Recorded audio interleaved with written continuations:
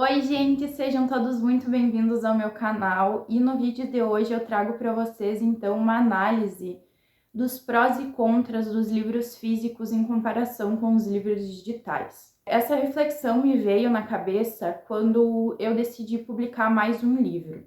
Então, para quem não sabe, eu publiquei recentemente Simbologia em Versos e eu já estou escrevendo minha próxima história, que na verdade a Simbologia em Versos é uma coletânea de poemas.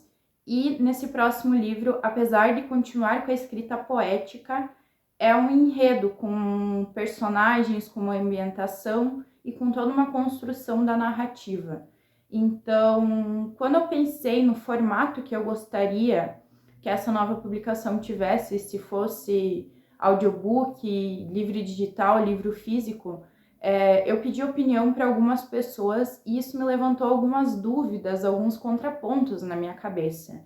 Então achei relevante, eu até deixei uma caixinha de perguntas lá no Instagram para saber a opinião das pessoas a respeito do assunto. E o primeiro ponto de comparação que eu trago nesse vídeo, então, é com relação à praticidade versus a experiência do usuário lendo um livro.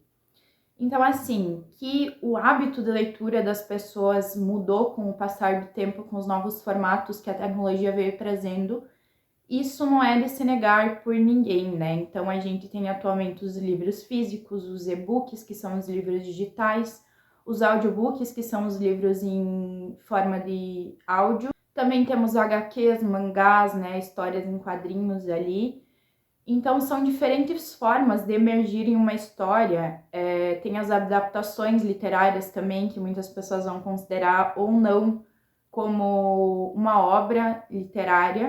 E tudo isso me fez pensar no seguinte: os livros físicos, eles são muito defendidos e são muito aclamados por quem preza por uma experiência de leitura. Então, folhear o livro, esperar o livro chegar, ter toda aquela experiência com o livro, além de poder fazer marcações, anotações, poder tirar fotos com os seus livros e poder ter uma estante repleta de livros assim como eu tenho. Mas os livros digitais, em contrapartida, eles são facilmente encontrados, baixados, compartilhados, lidos através de sites e de redes sociais. Então, o peso do livro também não interfere, independente da sua quantidade de páginas ou da densidade do seu conteúdo, visto que um Kindle pesa bem pouco.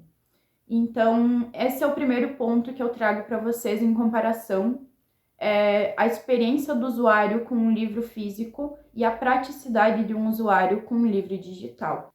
O próximo contraponto que eu trago é com relação à acessibilidade e à pirataria. Essa facilidade com que as obras são baixadas e compartilhadas na internet faz com que muitas vezes esses sites não sejam sites legais para serem baixados esses livros, degradando os direitos do autor e também repercutindo formas ilegais de compartilhamento de obras literárias.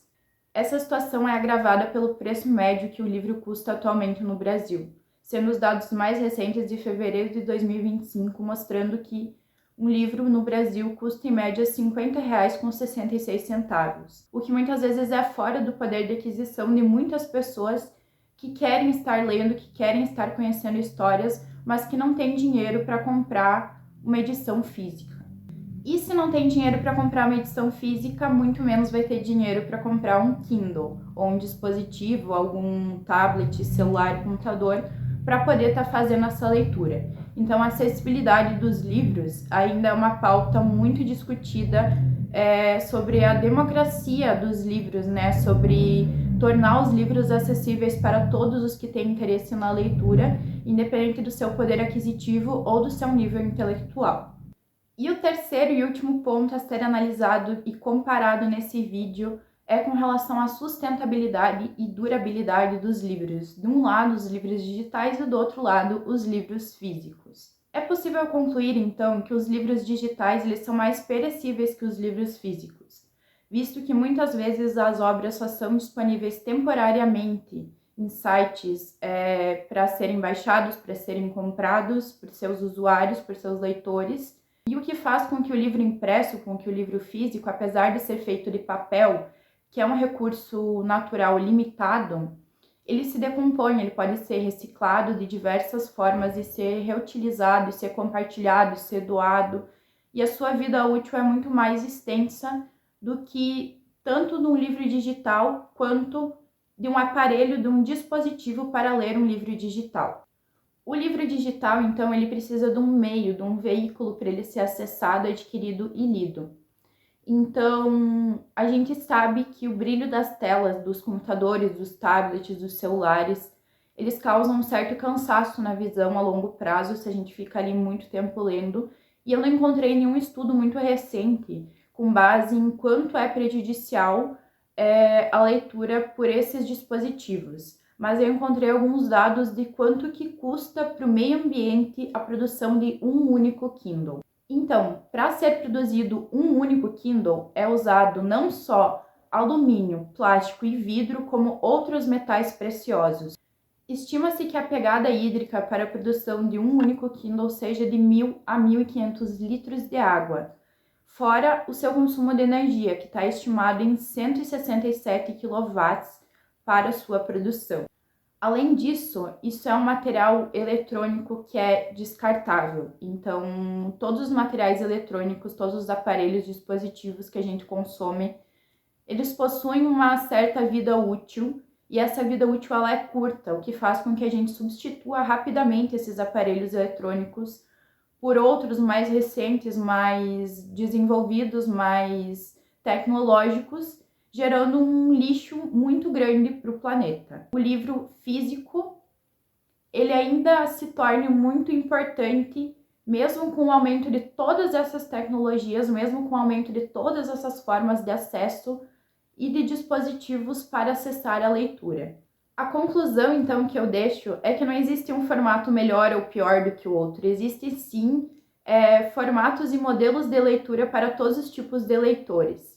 Então, o ideal é que os autores publiquem tanto livros físicos quanto livros digitais para ampliar a gama de leitores possíveis da sua obra e também para que o leitor possa escolher qual formato que mais lhe agrada, sendo assim mais acessível, mais justo e mais adaptável à realidade diferente de todos os leitores. Então é isso o vídeo de hoje, eu espero muito que vocês tenham gostado, eu quero muito saber a opinião de vocês também. Como eu comentei no início do vídeo, eu trouxe a opinião de seguidores no Instagram, de amigos, para construir a narrativa desse vídeo aqui. Eu espero que vocês tenham gostado e nos vemos então no próximo vídeo. Um beijo!